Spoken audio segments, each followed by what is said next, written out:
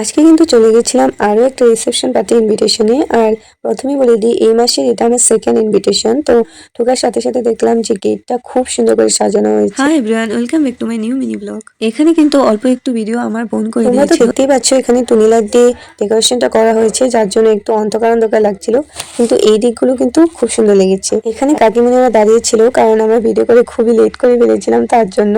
আর এটা ছিল আজকে আমার লুক। কেমন লেগেছে জানিও আমাকে। ঢোকার সাথে সাথে দেখলাম যে কফি স্টল বসিয়েছে, তো শীতকালে তো কফিটা মিস করা যাবে না, তাই আমি নিজের জন্য এক কাপ কফি নিয়ে চলে গেলাম। আর আজকের বিয়ে বাড়িতেও কিন্তু আগের বিয়ে বাড়ির মতোই ভিড় ছিল, মানে জায়গাটা একটু বড় ছিল। এখানে কিন্তু হাজবেন্ড ওয়াইফ দুজনেই আছে, আর ওদের দুজনকে খুব সুন্দর লাগছিল। আজ প্রথমবার আমি হেয়ারটাকে একটু ডিফারেন্ট স্টাইল করেছি, তার জন্য বারবার হেয়ারটাকে ঠিক করতে হচ্ছে আমাকে। আর তারপর খেতে বসে বললাম। প্রথমে দিয়ে দিল ডাল, তার সাথে মুড়িঘন্ট আর চপ।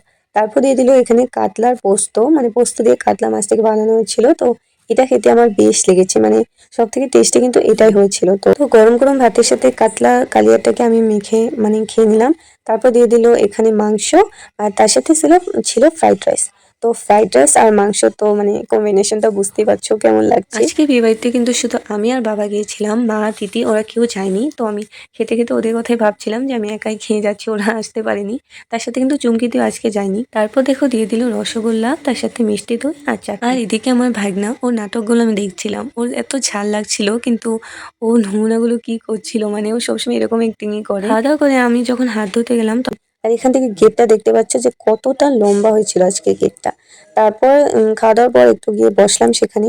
এই ডিজে গুলো মানে রাখা ছিল, লাইটিং ছিল। তো লাইটিং আমি বেশি একটা পছন্দ করি না, তার জন্য সেখান থেকে চলে গেলাম। আর প্রথমে কফিটা খেতে এত ভালো হয়েছিল যে আমি যাওয়ার সময় আরো একটা কফি নিয়ে নিলাম, মানে খেতে খেতে যাবো করে। আজকের জন্য তাহলে আসি। ভিডিওটা ভালো লাগলে অবশ্যই লাইক, কমেন্ট এন্ড শেয়ার করে দিও। দেখা হচ্ছে আমার অন্য ভিডিওতে।